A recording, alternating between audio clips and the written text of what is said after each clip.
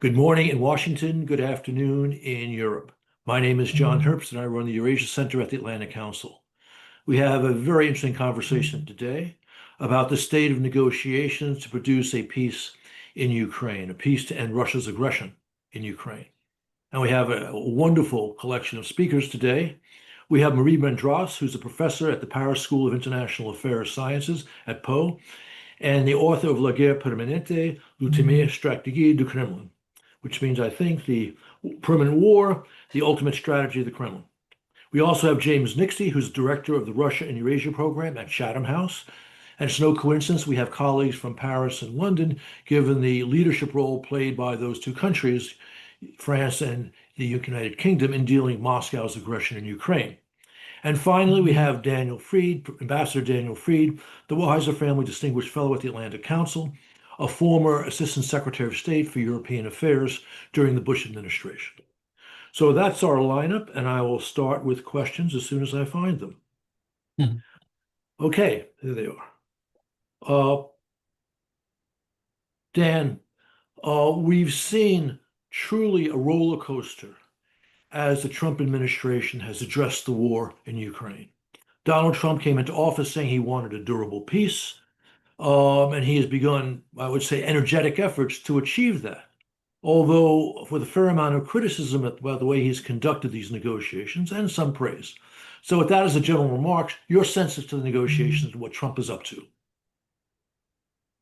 The negotiations have moved quickly, and the outline of a reasonably solid deal is emerging, which is not to say that we will get there. And I fully understand the criticisms of those who see the wild swings of Trump, his occasional beating up of Zelensky, his habit of giving unilateral gifts to the Russians, like saying that Ukraine's NATO membership is off the table.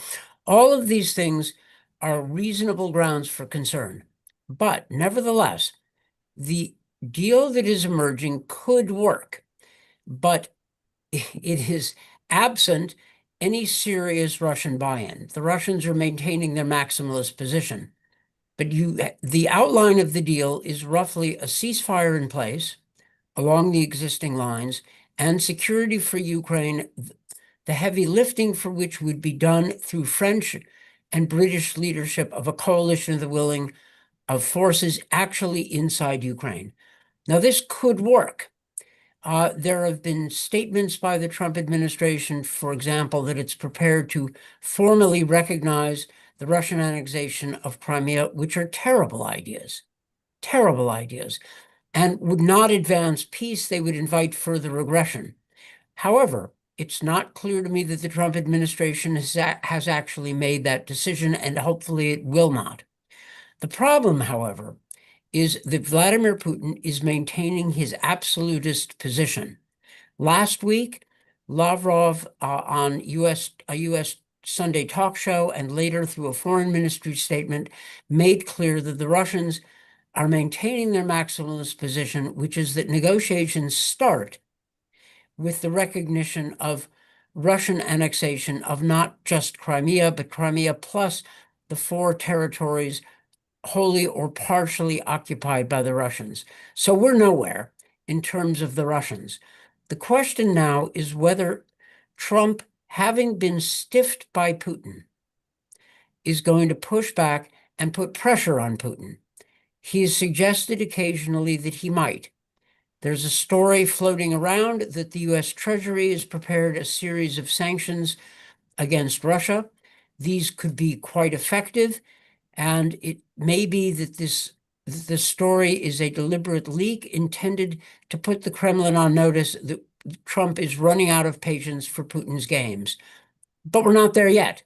They haven't made this announcement. So, short answer, active, productive, if somewhat hair-raising and careening negotiations, the possibility of a good outcome, but the central question remains, is Russia serious? And the answer so far is not yet. Hey, Dan, thank you very much. James, Ukraine's goals in the peace are, of course, vastly different from those of the Kremlin, the ones Dan just pointed out. Ukraine wants a just and lasting peace that sees Russian occupiers leave Ukrainian sovereign territory. Presuming, and that's a huge presumption, that the Kremlin comes to the table as a good faith actor, which would require a change in the Kremlin position that Dan just described, could you detail Ukraine's objectives? Where do you expect one side or the other to compromise to achieve a sustainable peace? Yeah, hi John, and thank you. Good morning. I've been busy crossing off everything on my notes because Dan has obviously stolen most of my lunch, but that's absolutely fine. Just to say that you're absolutely right, of course. Ultimately, we still have an absolutely fundamental divide between what Ukraine wants and what Russia wants, or what Ukraine is prepared to accept and what Russia is prepared to accept. And so we are in some ways, whilst I absolutely agree with Dan about the progress that has been made in recent days, that we can take some comfort in it, then quite clearly Russia itself has not changed one iota. Its aims are exactly as Dan just mentioned, that they want to sort out the root causes of this war. Those are Medvedev's words, Peskov's words, Lavrov's words. And of course, that means to you and me, of course, the root causes of the war are ultimately Vladimir Putin's ambition and sociopathy to have a gathering of Russian lands and to re-imperialize itself. But for Russia, the root causes are nonsensities that we understand, such as to ensure that NATO withdraws to 1991 positions, and frankly, the dismemberment of NATO altogether, to say nothing of the control. Some people say he just wants control, not territory. I think that's probably doing Ukraine a disservice. He seems to want control and territory now. I think he's gone beyond just wanting control, but obviously political control over Kiev and is an absolutely sine qua non for the Russian side, and there's no way that Putin has gone as far as he has to accept anything less. It is interesting what the minerals deal, if you want to call it that, didn't say. It didn't, ask for Zelensky's head. It didn't give up the sovereignty and territorial integrity of Ukraine. So there are crumbs of comfort we can take from the US side with that, but I suppose those were gifts which the American side could not give anyway. The American side gave away what it could give, as opposed to all that there is that the Russians want. So I do think that yes, it seems that the Ukrainians are willing to make certain compromises, at least in the short term, although there's a big difference between de facto and de jure recognition. The Ukrainians are never going to de jure recognize any of their territory. That would simply not work. It wouldn't work politically. It wouldn't work popularly, and as to say nothing of the wider implications of that. But yes, of course, they will. De facto recognition is kind of easy in the sense that there are facts on the ground at which we can understand. So, but de jure recognition, I think, is something that the Ukrainians, certainly popularly as well, are again. Zelensky, like Putin, it has to be said, both presidents have a great deal of popular support. Putin's at 88% approval ratings. Obviously, Zelensky is not quite that because he works in a democracy and the conditions are somewhat different for him. But he still has broad support amongst the vast majority of the Ukrainian population. Thank you. And it's worth noting that in his fights with Trump, his popularity has only gone up. Okay, Marie, I have two questions for you.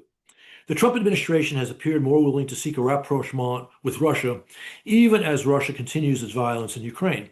How has Europe reacted to U.S. actions in communication with the Kremlin? And what are Europe's desired parameters for negotiated peace? Please unmute. Don't do what I do. Sorry.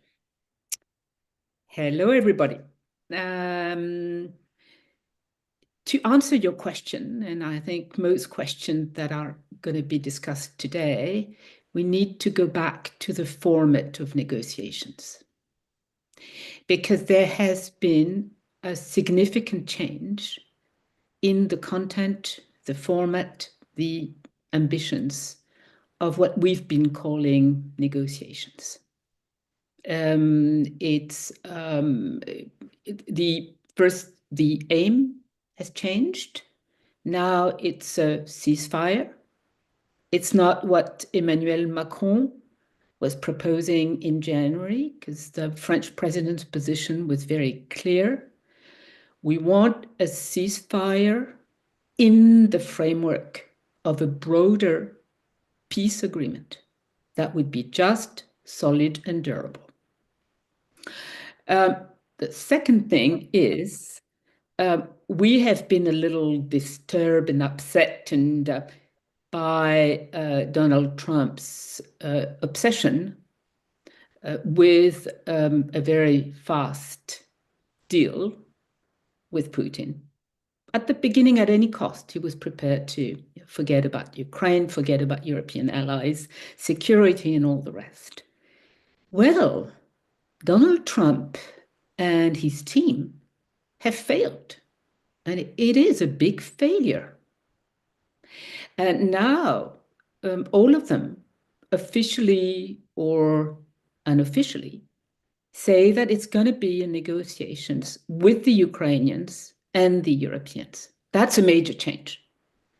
I think the 28th of February, the White House dismal meeting with Zelensky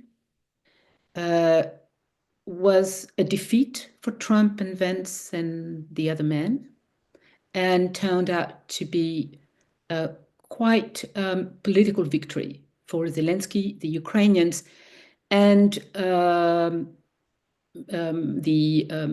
British Prime Minister and the French President. So today,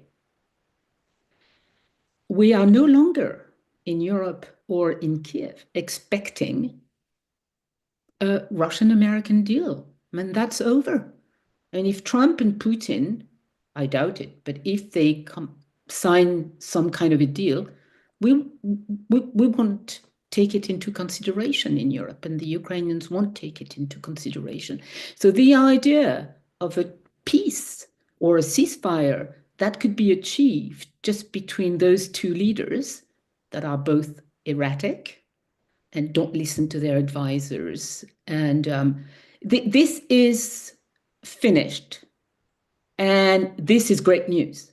We will no longer focus on what the White House and the Kremlin talk about. Plus, I doubt that they talk a lot, except for a special envoy. So if you agree with me so far, the problem we have now is to discuss amongst ourselves, Europeans, Ukrainians, and Americans, what exactly we can achieve in a complex, multi-layered, short-term, medium-term peace agreement.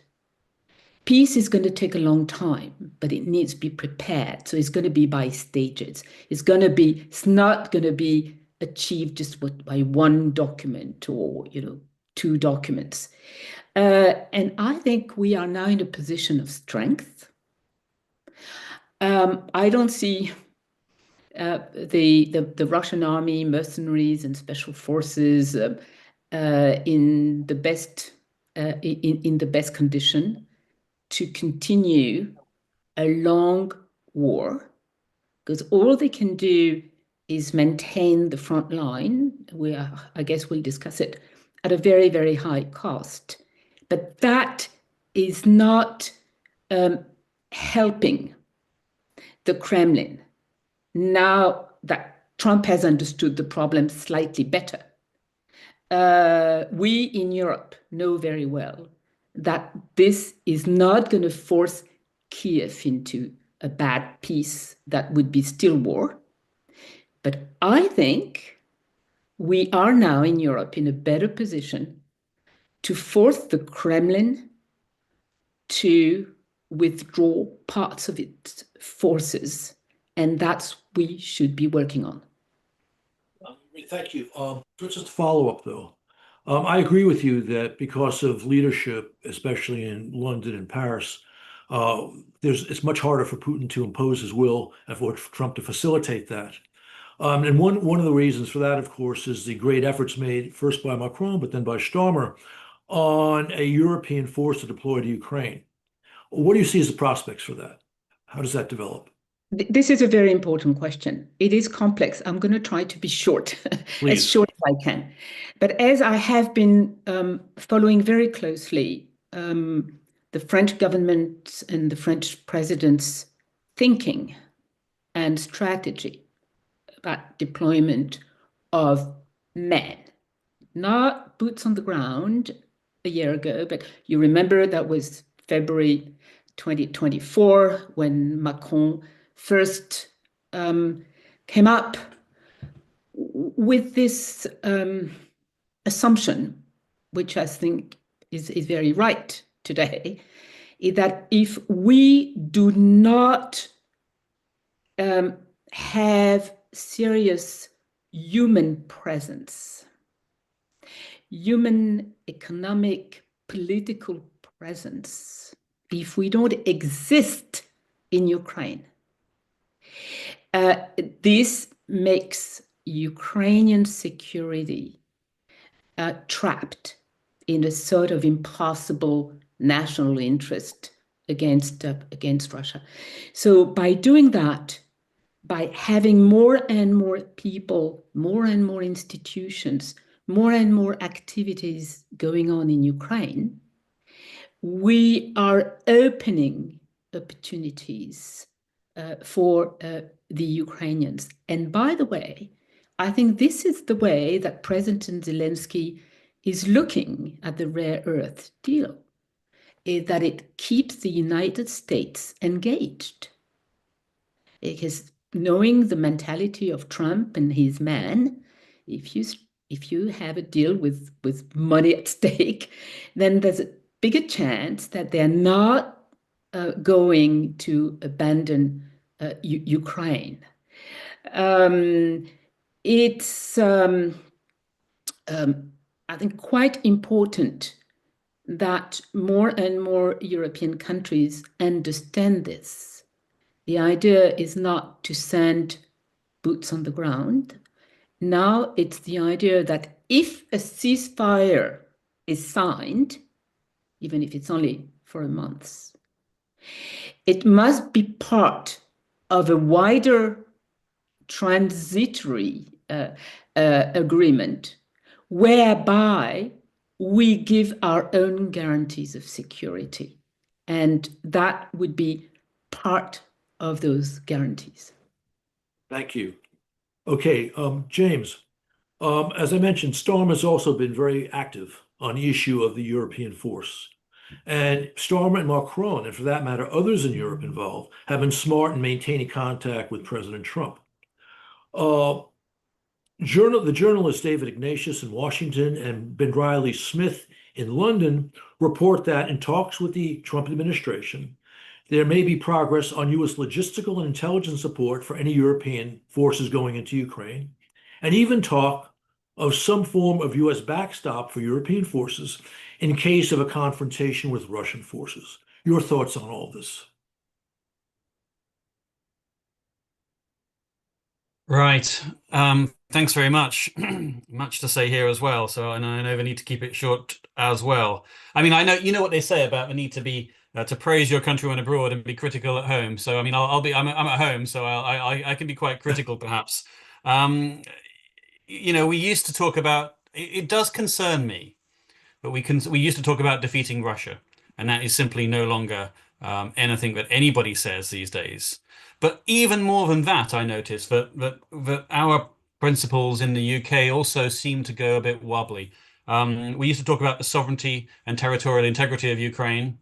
Now we seem to have dropped the territorial integrity part again as a sort of a harbinger of things of possible things to come. So I think that the PM who's not experienced in these things necessarily. He's not a foreign policy hand traditionally, although he is a human rights hand traditionally.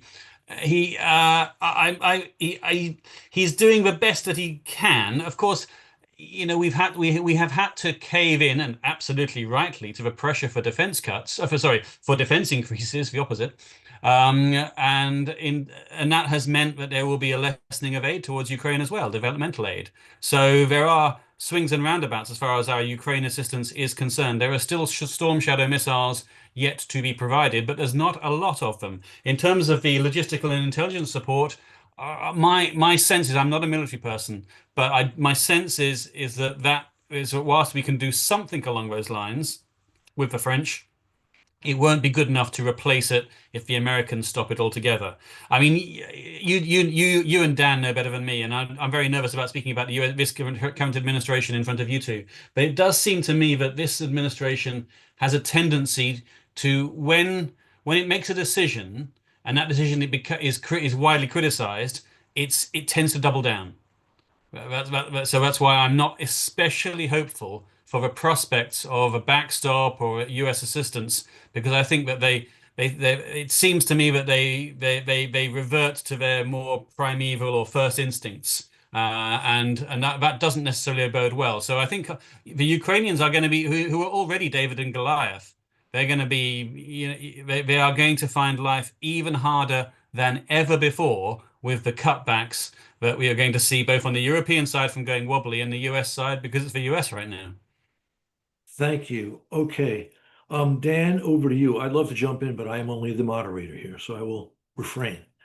You already mentioned, Dan, the questionable, and that's actually a very polite adjective, tactic of the Trump administration, floating the idea of, in some form, recognizing Crimea as Russian.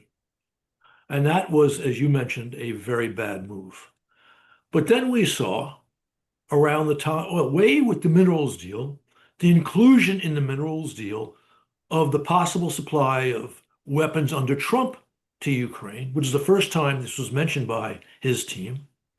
And then we also had the news last week of two arms deals reflecting, in some fashion, American war material going to Ukraine. Admittedly, not very large numbers, 50 million in one of them, and parts relating to F-16s in the other. But nonetheless, stuff actually moving under Trump's dispensation. What do all these things mean in terms of Trump's position? And of course, I think your take on what James just said is very much of interest.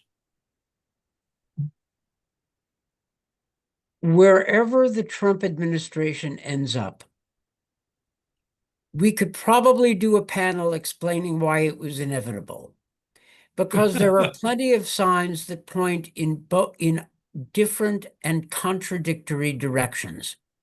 There is evidence, for example, that Trump and a lot of his people actually are on Putin's side, that they are attracted to his spheres of influence approach, that they believe Ukraine ultimately belongs to Russia. They like Putin for ideological reasons. This is all documentable. However, Trump has also pushed back against Putin, and it is not always the case that Trump doubles down when he meets resistance. One interesting counterexample is Trump's apparent and perhaps temporary reconsideration of the pro-Putin line and the pro-Putin advice he's getting from some in Trump world in response to criticism from Trump's, the other side, the Reagan-esque side of Trump supporters. For example, in the last 10 days, the New York Post, the Wall Street Journal, and a number of strong right-wing Republican senators and members of Congress have pushed back against Trump's coddling of Putin. And Trump seems to have responded. I would not suggest that Trump has discovered the virtues of the free world or a liberal rules-based order or Kant's perpetual peace between republics. I don't think that's what's going on, but I think he is sensitive to the political forces. He is also sensitive to the appearance that he was being Putin's patsy, Putin's sucker, being played by Putin. The flirtation with the idea of recognizing Crimea may have been a combination of pro-Putin sympathies, a misunderstanding and gullible acceptance of some of Putin's arguments about Crimea that I suspect that Putin made to Special Envoy Steve Witkoff. And it may have been the Trump administration trying to entice Russia with various offers, not understanding that enticing Russia usually means giving them something for which you get nothing in return. But we may not end up in this bad place. Putin's greed and arrogance could be his downfall. He could alienate Trump, who otherwise might be on his side to some degree. And Trump, if he succeeds in pushing back against Putin and getting a decent enough deal, will be able rightly to claim that he did what Biden wouldn't or couldn't do, which is force an end to the war on decent terms. Moreover, Trump would get to say that the Europeans were doing the heavy lifting with respect to security support for Ukraine. Now, I don't know where the British and French force ends up.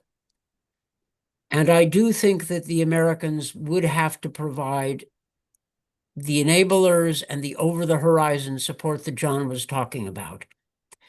But Marie is absolutely right that the Europeans, by putting something on the table and by pushing, have made themselves part of the agreement and may have changed the direction of Trump's thinking.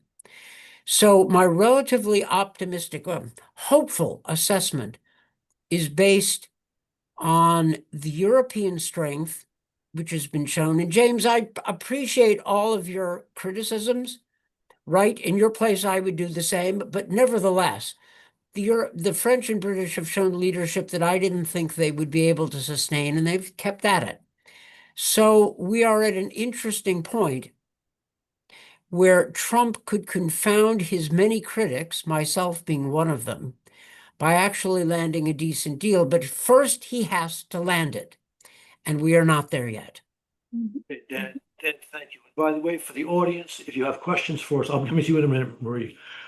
If you have questions, go to askac.org. I hope in 10 minutes to start handing questions to the panelists coming from the audience.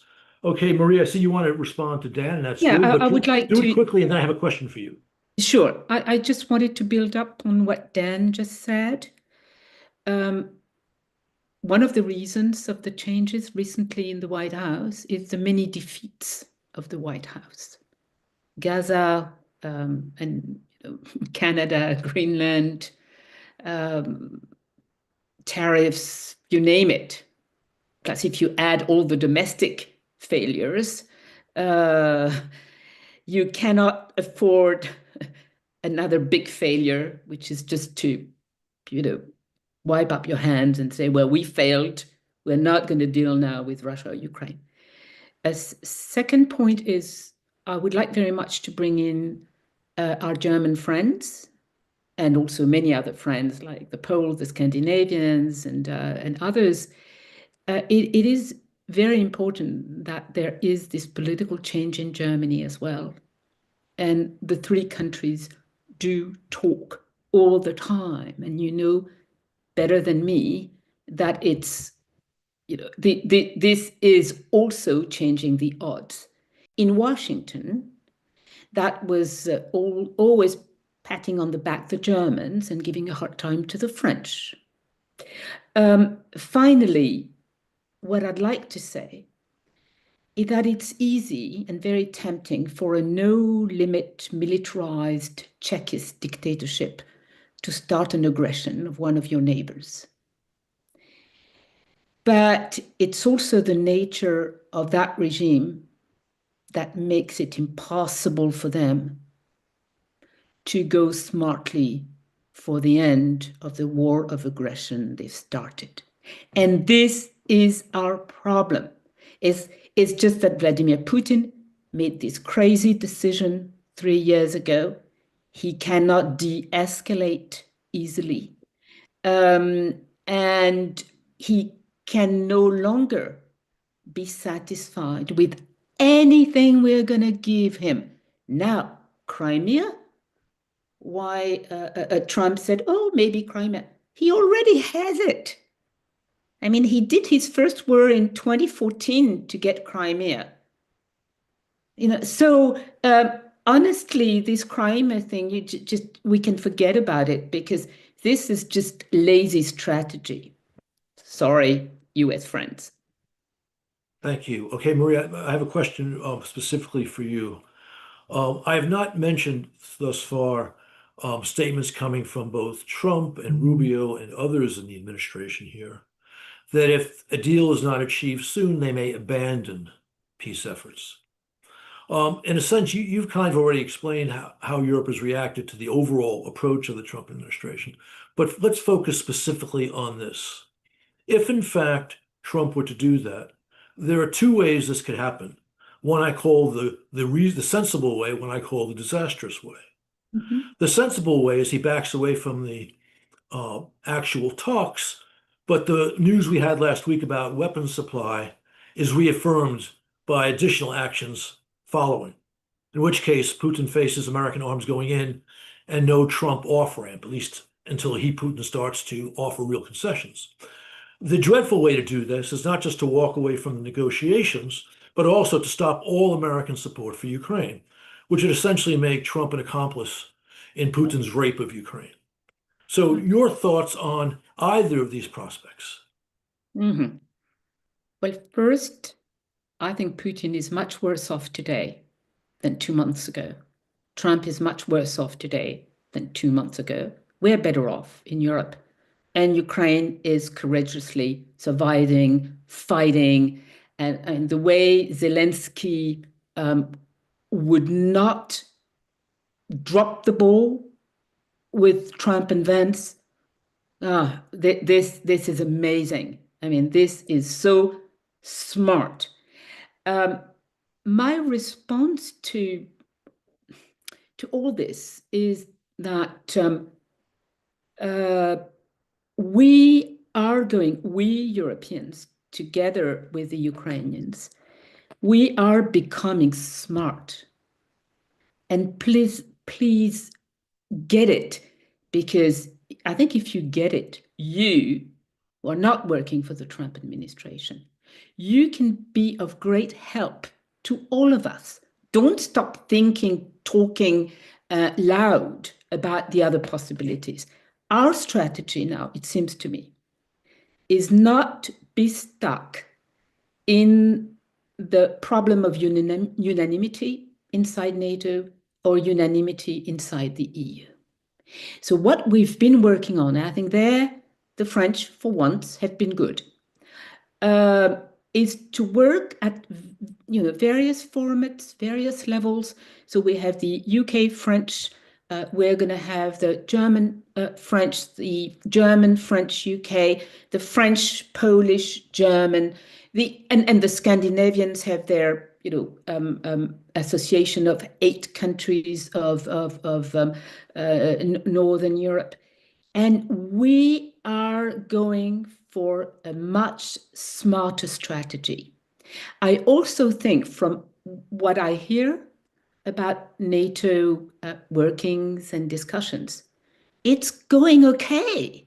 And I think even if the Trump and Vance act, as spoiled children, spoiled, cruel children, your experts, your administration, your people in Brussels and everywhere else in the world are continuing to do their job as much as they can. And in NATO, I think the discussions are quite good, and the Americans that work in NATO institutions are on our line, most of them. So we are continuing, all of us, including you, the Americans, to support Ukraine in its war. in all ways possible, not only militarily. And we will continue to do so. And we are now thinking much more in a much smarter way about what security means for the Ukrainians, hence for all the Europeans. And I would even say for the Americans, because if you manage, you Americans, if you manage to show that Trump failed you, not only in domestic affairs, but also in international affairs, you are going to build capacity to be able not only to restore a situation, but also to come up with new ideas when your president maybe is still there, but has no real authority or capacity in world affairs. Thank you.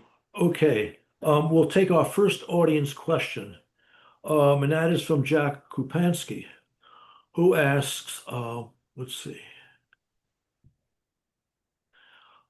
will the US Congressional Caucus for Ukraine find its voice again now that the administration is stepping back?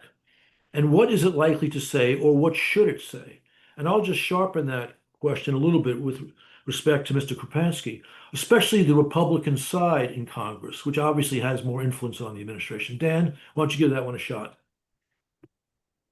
The Republican side of Congress has been torn between its reflective fidelity and deference to Trump and its genuine, if not always consistently held, support for Ukraine. But the Republicans have been moving in slowly and unevenly in the direction of supporting Ukraine. Lindsey Graham has brought together, I think, a veto-proof majority of senators behind his sanctions bill. He could not have done that in the face of determined opposition from the White House, which means that at least parts of the Trump administration are giving him a green light to prepare for sanctions, if not yet pull the trigger on them. That's a good sign. And some of the statements in the Congress from Republicans suggest that they are not prepared to go along with the worst elements of Trump world. Again, another good sign. The more the Republicans do to show that they are backing Ukraine, the better the American negotiating hand is going to be, and the stronger the Europeans are going to feel. So this is all to be welcomed. We're not there yet, okay? Trump administration hasn't pulled the trigger on new sanctions. They haven't decided where they come out on Crimea. But the signs have been moving in a decent enough direction for the past couple of weeks, so much so that some of my friends and John's friends who are skeptical and jaundiced about the administration are beginning to grudgingly wonder whether or not the Trump administration is capable of coming up with a decent policy. They're not there yet, okay? But there are some decent signs. Thank you. Okay. We have a question from Laurel Atkinson. And James, I'll give this one to you, although we may have covered it a little bit already. The question is this: as it takes concessions to realize a negotiated solution to the war, is it not vital that Zelensky make concessions too? If so, what concessions has and will Zelensky make? James?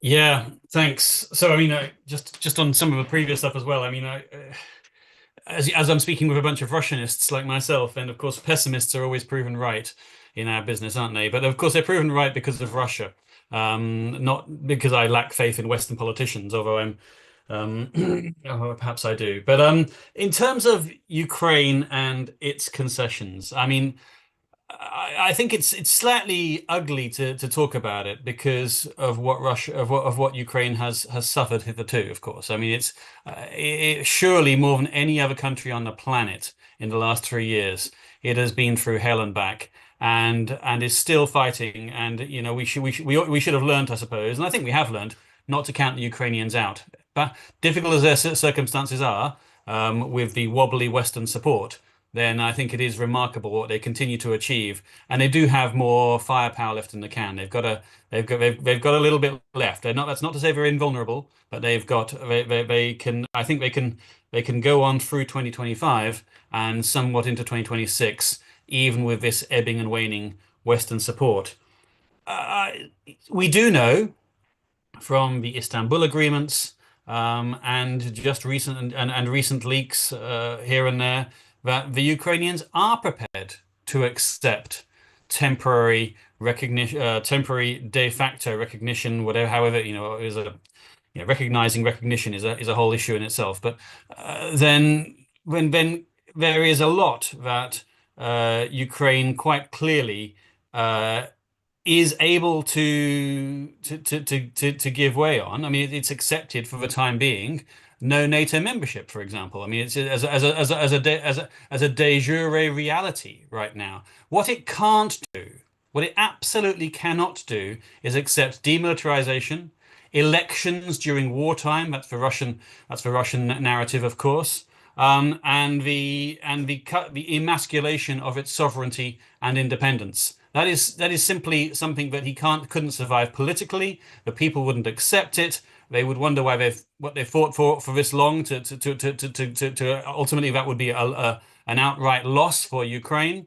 So I think Ukraine has already indicated quite a remarkable amount what it will concede. But the Russians, just to go back to Russia for 1 second, Russians don't do concessions. It's as simple as that. To do that, we will have to get a concession out of Russia. We will simply have to force it out of them militarily, because they simply will not do it as a result of negotiations. They're not willing to prepare to do a ceasefire, for example, on terms that are anything other than advantageous to the Russian war effort. It's as simple as that. Oh, thank you. And of course, we know that Ukraine accepted without quibble the Trump proposals for a general ceasefire or a Black Sea ceasefire, and Russia, of course, had many conditions. Exactly. And of course, how convenient was that? How convenient was that, of course, because that was where Ukraine had some of the most success. Correct.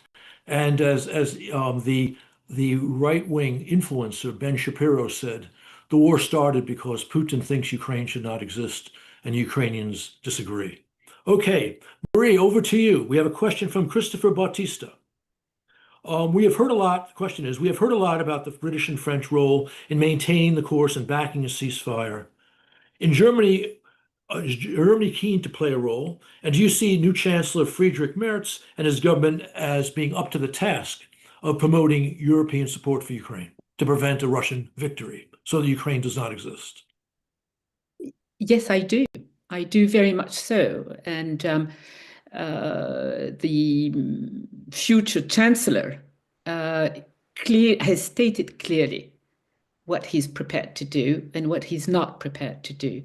That's, as I said at the very beginning, this is a major change in European security prospects. It's a major change because it's you see, now you don't have any hole in the canvas. It's going from France to Poland and, from Northern Europe to France, and I think in many ways still to most of Eastern Europe, because I don't think Viktor Orban or they have no say in all this. They make life a little more difficult for us in the EU and NATO, but we know how to, we find our ways. As I said earlier, we are not always paralyzed by unanimity. And we've shown it, since 2014.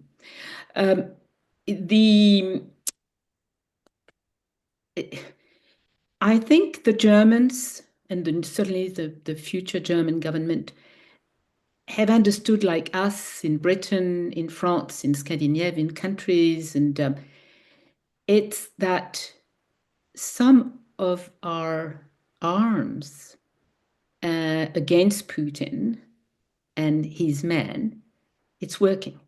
Sanctions are working. If you look at Putin's conditions at every stage, the lifting sanctions come always second or third. If that doesn't mean that it hurts, well, why? And the fact now that at the highest level in Washington, the United States thinking of applying new sanctions, this is a major defeat for Putin. Second thing that Putin said recently, in this film that came out after 25 years of Putin at the helm, is very interesting. He sort of comes out of his way, and he said that of course he's not going to consider nuclear strikes, today. Why? Because Putin has been playing on counter nuclear deterrence for 3 years. It hasn't worked. And now that he sees that Trump is fed up with him, he's trying to say, well, but no, I'm not a major danger. There will not be a third world war. There won't be nuclear strikes. Finally, I'd like to say, and I think the Germans are with us on this as well, is the nature of this ceasefire. This is the immediate task that we're facing. And this ceasefire cannot be the beginning of a bigger Minsk agreement of 14 and 15. Absolutely not. Because both Merkel and Hollande on the French side were completely stuck with this. So what we want with the ceasefire, as James said, is the end of fire. Ceasefire means the end of fire and the end of bombing, okay? In good faith, that is not doing something else nasty on the side, in the Black Sea or, okay. So on the Russian side, that means the withdrawal of the fighting troops at the border, not the border, sorry, at the front line. That's what it means very concretely. And it means on the Ukrainian side that their army that is legitimately there in defense of their own country and territory, that they stop fighting. But certainly they will remain present, because there can be no demilitarization of Ukraine. So what we have is to make sure that that can happen.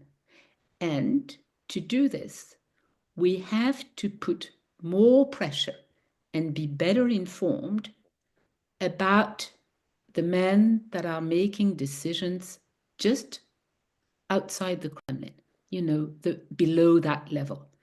The commanders on the field, those that are keeping the economy of war going in terms of being able to fight, etc., etc. So I think we should also pay much more attention to the insatisfaction, great anxiety, and desire for the end of this war at the highest level in Russia, and not only inside society and professional elites that have to leave Russia. This I think we can do and we should do. That's a very good point. There's been very little attention paid in policy circles to the economic problems and the demographic problems in Russia and what that means for the war effort. Okay, we have a question from Harlan Ullman. And Dan, I'll give you and James as well a shot at it. Marie, if you want to chime in, you're welcome to. The question from Harlan is this. If you look at the weapons expenditure on the Ukrainian side, Russia is winning. When you think this negative cost exchange ratio will force Ukraine to negotiate, when will this happen? And although in this instance, Ukraine could resort to a costly guerrilla war. And Harlan doesn't mention it, but people who know history, and I'm sure Harlan is one of them, can tell you it took the Soviets several years after World War II to stamp out the Ukrainian resistance to the reimposition of Soviet control. With that, Dan, over to you. Well, the Ukrainians have been negotiating. Okay. I mean, they have moved a very long way from their original maximalist positions. They're willing to accept a ceasefire in place. They would probably be willing to accept something like the Adenauer formulation in 1955 that Germany would seek to achieve the reunification of its country strictly through peaceful and diplomatic means. To this extent, what we're trying to do with Ukraine is similar to what Eisenhower did with Syngman Rhee, the leader of South Korea in 1953. Rhee didn't want to stop the Korean War. He wanted victory. He wanted reunification of his country, but Eisenhower pushed him hard, and he accepted an armistice, which has lasted, though with violations, to the present day. So Zelensky is ready to do what Syngman Rhee did in 1953. I also think that the Russian advantage, and Marie is right about this, the Russian advantage is less than what some Russia hands and all Russian propagandists make it. Their economy is not in great shape. It's not clear that their victory is inevitable. It's not clear that they're advancing very much on the front lines. Putin seems to be pushing everything he has at Ukraine, not because victory is inevitable, but because this is his chance to achieve through diplomacy what he has failed to achieve on the battlefield. That doesn't mean the Ukrainians can expel the Russians in any foreseeable future, but it does mean that the Russians have failed in their principal objective to conquer Ukraine. That means the objective conditions or the correlation forces is ripe for a negotiated settlement. As for whether the Russians ever negotiate seriously, they never do until they do. I mean, I am old enough to remember lots of things the Soviets would never, ever, ever accept until they did. Reunification of Germany, withdrawal of their forces from Eastern Europe. They did so not because we out-negotiated them or because of goodwill, but because they no longer had the power. They can also make lesser negotiations based on what they consider to be the balance of power. So they accepted less than communization of Finland because of successful Finnish resistance in the Winter War. The current Ukraine negotiations are not perfect examples. You know, it's not a cut and paste of Korea or Germany or Finland. I get this. But it is possible to negotiate with the Russians. They never negotiate until they do. Thank you. James, you want to jump in on this? Absolutely. Thank you. Just very briefly then, I mean, a couple of things on the specific question then, and Russia winning and losing. The thing is that this war has shown consistently that defense outplays offense. Anybody who's tried to defend in this war, including the Russians when the Ukrainians were on their own offensive, then they have succeeded with new methods of defense. And of course, the Ukrainians have benefited considerably from the Patriot missile system, which has defended their cities so well. But of course, for Ukrainian cities, Kiev especially, is no longer as safe as it used to be as they begin to lack Patriot missile defense systems. The other thing I would say is that the Russians do know, they do fear the end of the war. We know from leaked documentation that the possibility of 800,000, 1 million disaffected troops returning home from the front line would cause a great deal of social disharmony inside Russia itself. And plus the fact, of course, that in some ways the war economy is feeding the war.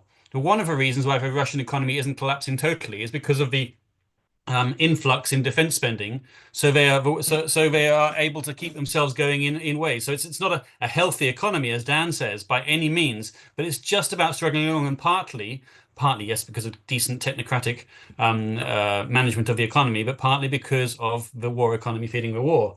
So I think the Russians are in a difficult. They painted themselves into a difficult corner. We should have no sympathy for that, naturally.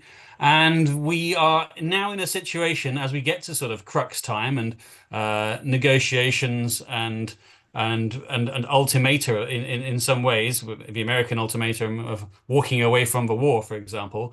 Then the Russians are going. I mean, yes. I mean, it seems to me that Putin's nuclear rhetoric that he came out with in the TV program the other day, again, is very classical Russian playbook stuff of just reminding everybody that they've got it. And that does seem to have an effect in Washington and in elsewhere. They know it does, and it really does. So I agree that Russia is not outright winning, but as I say, you don't count the Ukrainians out, but neither side is able to continue this ad infinitum, but they're certainly able to continue it for this year. I'll give you a chance to jump in here too as a last word. But before that, for people who love irony, it's amazing how people like Vice President Vance, Elon Musk, sound like Jake Sullivan when Putin wags his nuclear finger and they get all intimidated. It's really quite amazing. Marie, last word to you. Thank you, John. My last word will be about the people that live in Donetsk, Lugansk, Zaporizhzhia, and Kherson regions. If we want to consider seriously how a ceasefire can be worked out, we have to be well informed about the situation in the occupied regions. I'm often, in contact with the Ukrainian deputy journalist specialist, and I try to read as much as I can. You probably know that it's a very difficult situation for most people there, right? If we come to some serious ceasefire, and I repeat, in the framework of a bigger peace project draft, so to speak, we have to know what it means for those people.